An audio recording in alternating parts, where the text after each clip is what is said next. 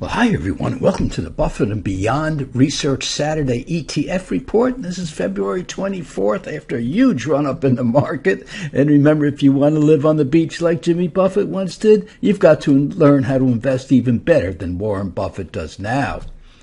And yes, we're going over hedge returns more than doubling the S&P 500. So in other words, you can hedge your portfolio, still outperform the S&P 500, which 96% of professional money managers cannot do. All right, let's get right into it. Let's get into the technology ETF this week. And this green line in here is the 20-day moving average. And we can see that the technology ETF went down and actually tested its 50-day moving average, bounced up above it, and went right through that 20-day moving average, and now is above it. But down here, our intermediate term indicator is starting to turn up, but it hasn't turned up yet. We have to cross over this red line down here in order to get a buy signal. And with the semiconductors, the XSD, well, the 20-day moving average and the 50-day moving average converged in here. And right now, as I'm recording this on Friday afternoon, late Friday afternoon, we are testing that whole area right in here. Down here, the intermediate term indicator, well, it's as flat as you can be. So we're not getting an indication of which way this market wants to go. And look at these tops in here. My gosh, came up here, came down, up again, down, up again, and down toward the bottom, but not quite yet at the bottom. Now let's look at the QQQs. Now remember, the QQQs or represent the 100 largest stocks in the NASDAQ. And they're all the stocks that you heard of, minus any financial stocks. So there's no financial stocks in here. Same thing, came down through the 20-day moving average and then bounced up above that 20-day moving average. And down here, sure looks the same, doesn't it, folks?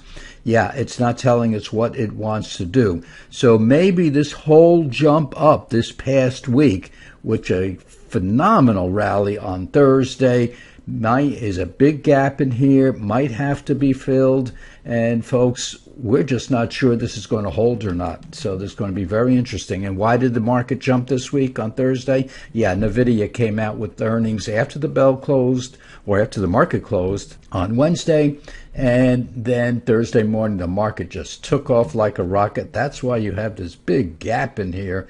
NVIDIA brought the entire market with it. That's how big that stock is and how important it is right now. Now, let's look at the S&P 500. Yeah, it tested the 20-day moving average twice, 3 times, 4 times, 5 times. Oh my gosh, it's wearing us out, isn't it? And then we had the big gap up, and now we're sitting up here right around, this is 5,089, very close to 5,100 level. In fact, it did hit it today, 5,100. And I'm recording this on Friday, remember.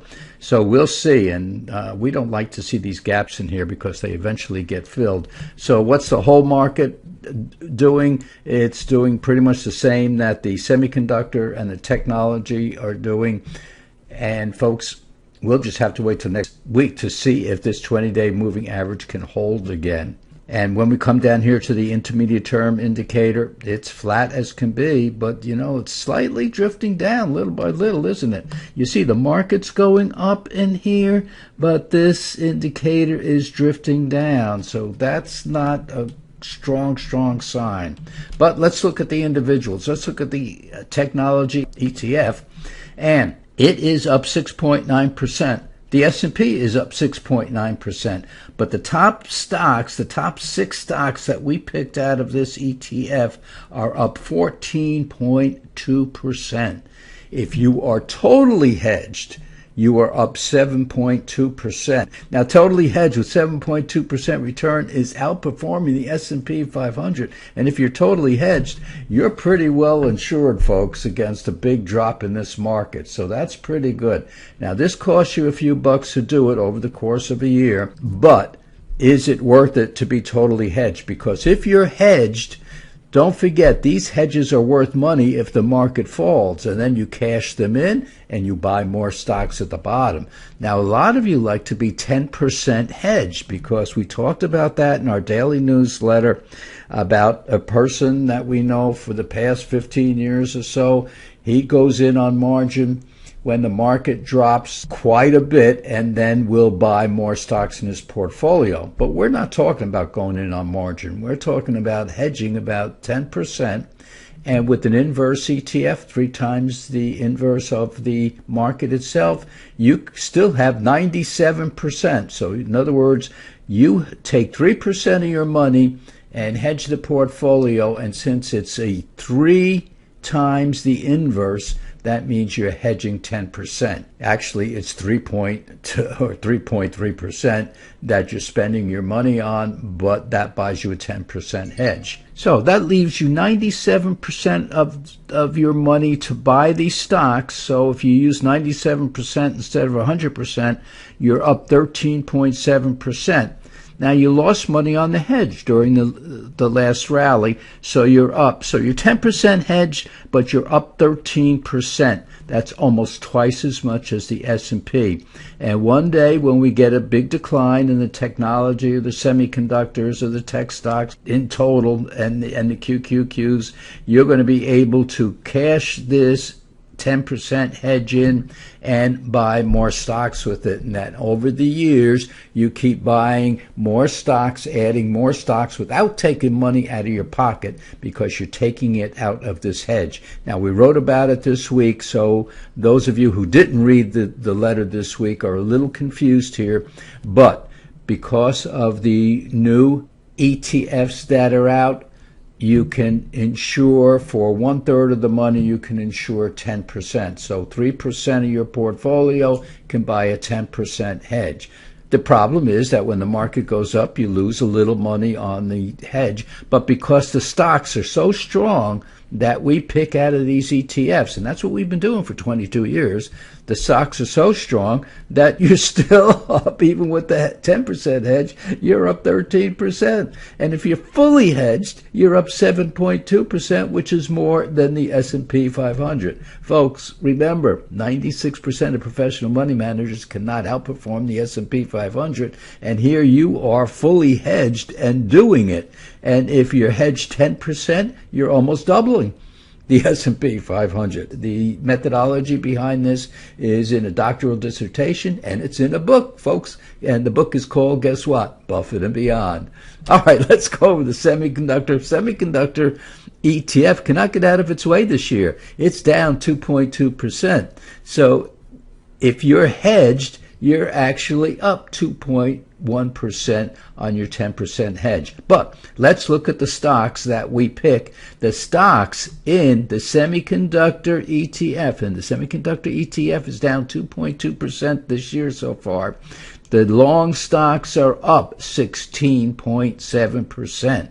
So if you're 10% hedged, you're actually up 19.4%. If you're 100% hedged, you're up 18.9%. You're almost tripling the S&P 500 and being fully hedged. So, yeah, this is an oddity to tell you the truth, because we don't see this ETF going down very much, especially when the market is going up or the other tech stocks are going up. But here you go.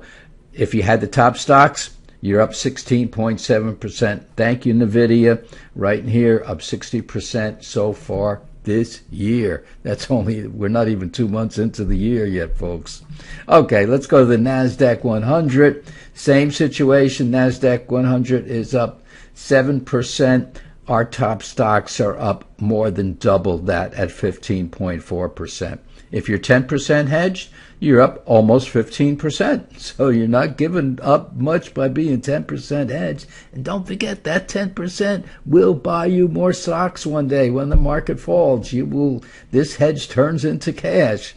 Now, if you're fully hedged, 100% hedged, you're still outperforming the S&P 500. So, folks, this hedging, if you have the right stocks, is a wonderful, wonderful idea. And let's look at the All Stars. Now, this is a combination of the last 3 ETFs we looked at. We're calling them the ETF Sector Stars.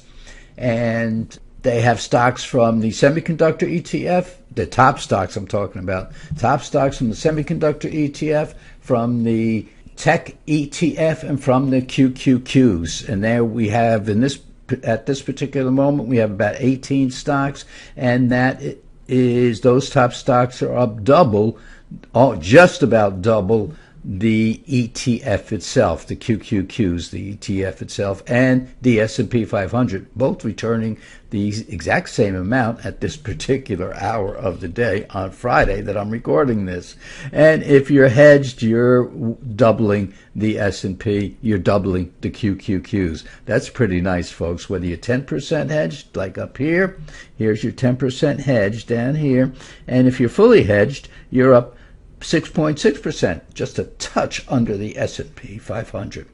So you could be 100% hedged and still be getting what the QQQs are returning, and the QQQs usually always outperform the S&P 500, except in down markets. Well, they outperform, but they outperform to the downside. So anyway, it's nice to be hedged when you have these type of ETFs that are outperforming, as long as you're in the right stocks within those ETFs, and that's what we do with Buffett and Beyond Research. So folks, we had an unbelievable week this week. It looked like the market was going to take a dive. All the indicators were starting to point down, but Nvidia saved the day on Thursday. But today being a little weak, well, after the rally on Thursday, the market deserves to take a rest. But we are close to some of the indicators still pointing down, or I shouldn't say close. Some of the indicators are still pointing down. The short-term indicators are pointing up. Intermediate-term indicators pointing down or flat. So next week, or this coming week, is going to be a very, very exciting week out there. All right, folks, you go out for this weekend. You go out, have a good time, take a walk, be with your loved ones, have dinner together with everybody. And folks, the market will be back here on Monday, and so will we. Take care and stay safe, folks.